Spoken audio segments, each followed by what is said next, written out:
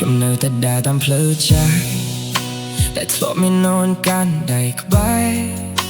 ហាងកាវទុយមួយនៅជ្រុងផ្លូវនៅតែមានរូបអូនក្នុងការចងចាំមនុស្សគ្រប់គ្នាប្រាប់ឲ្យខ្ញុំបំភ្លេចឲ្យចាប់តាមស្នេហ៍ថ្មីដងទៀតតែគ្មាននរណាដឹងទេថាចិត្តខ្ញុំនៅជាប់ក្នុងអតីតកាលខ្ញុំបានព្យាយាមភ្លេចអូនដោយលុបរូបថតនិងសារចាស់ចាស់តែឈ្មោះរបស់អូននៅតែរស់ក្នុងបេះដូងខ្ញុំគ្មានថ្ងៃភ្លេចអូនទោះពេលវេលាកន្លងផុតគ្មានថ្ងៃលុបបានរឿងយើងពីចិត្តគ្រប់បទចម្រៀងគ្រប់ទីកន្លែងនៅតែមានស្រមោលរបស់អូ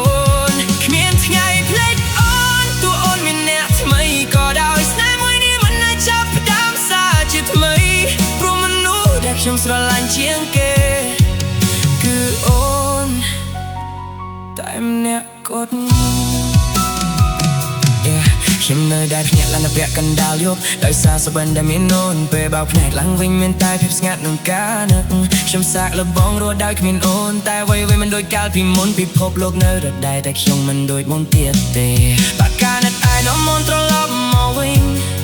ខ្ញុំនឹងនឹកអូនជារៀងរាល់ថ្ងៃតែខ្ញុំដឹងច្បាស់ថារឿងយើងបានបញ្ចប់ហើ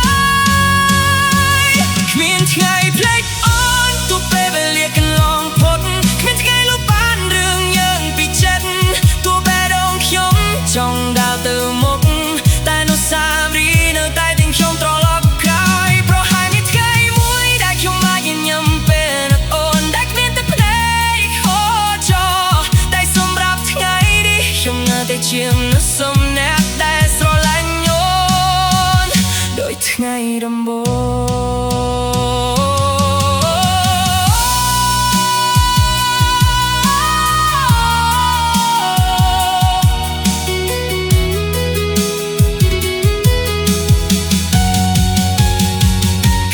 ថ្ងៃភ្លេចអូនទោះអូនមិនត្រឡប់មកវិញគ្មានថ្ងៃវាស្នំញញឹមរបស់អូនវាសនាយើងគ្រាន់តែជាអតីតកាលខ្ញុំនឹងរក្សាបន្ទុកក្នុងបេះដូងគ្មានថ្ងៃភ្លេចអូនទោះថ្ងៃណាមួយខ្ញុំចាស់ទៅឈ្មោះរូបអូននឹងនៅក្នុងចិត្ត